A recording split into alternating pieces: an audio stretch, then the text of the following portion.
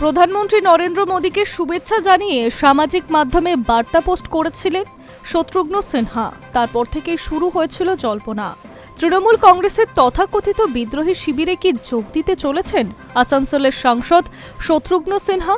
রাজনৈতিক মহলে যখন নানা আলোচনা তুঙ্গে, তখন সমস্ত জল্পনায় জল ঢেলে দিয়ে নিজের অবস্থান স্পষ্ট করলেন বর্ষিয়ান অভিনেতা তথা রাজনীতিবিদ। শত্রুঘ্ন সাফ জানিয়ে দিলেন তিনি কোনো বিদ্রোহী গোষ্ঠীর সঙ্গে যুক্ত নন এবং ভবিষ্যতেও তৃণমূল নেত্রী মমতা বন্দ্যোপাধ্যায়কে ছেড়ে যাওয়ার কথা ভাবছেন না। তার কথায়, আমাকে নিয়ে অনেক কিছু বলা হচ্ছে আমি বিদ্রোহীদের সঙ্গে রয়েছি, এসবের কোনো ভিত্তি নেই। সাম্প্রতিক প্রধানমন্ত্রী হিসেবে নরেন্দ্র মোদীর দীর্ঘ রাজনৈতিক যাত্রার জন্য তাকে শুভেচ্ছা জানিয়েছিলেন শত্রুঘ্ন। সেই বার্তায় মমতা বন্দ্যোপাধ্যায়কে উল্লেখ করায় জল্পনা আরও বেড়ে যায়। রাজনৈতিক মহলের একাংশের ধারণা ছিল তৃণমূলের অন্দরে চলা অস্থিরতার আবহে হয়তো নতুন কোনো সিদ্ধান্ত নিতে চলেছেন তিনি, কিন্তু সেই সব ভাবনা বৃহস্পতিবার উড়িয়ে দিলেন তিনি নিজেই।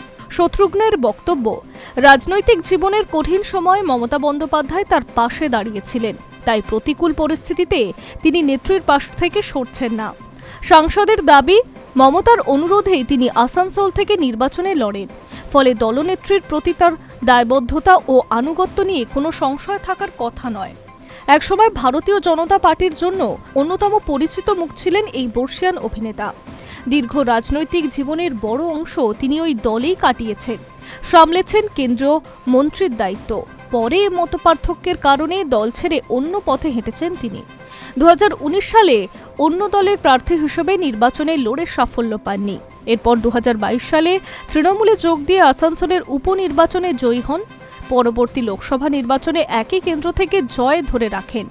রাজ্যে তৃণমূলের অন্দরে ভাঙনের জল্পনার মাঝে শত্রুঘ্ন সিনহার এই বার্তা তাৎপর্যপূর্ণ বলে মনে করছে রাজনৈতিক মহল, কারণ তিনি স্পষ্ট বুঝিয়ে দিয়েছেন অন্তত তার রাজনৈতিক ভবিষ্যৎ এখন মমতা বন্দ্যোপাধ্যায়ের নেতৃত্বের সঙ্গে অঙ্গাঅঙ্গিভাবে জড়িত।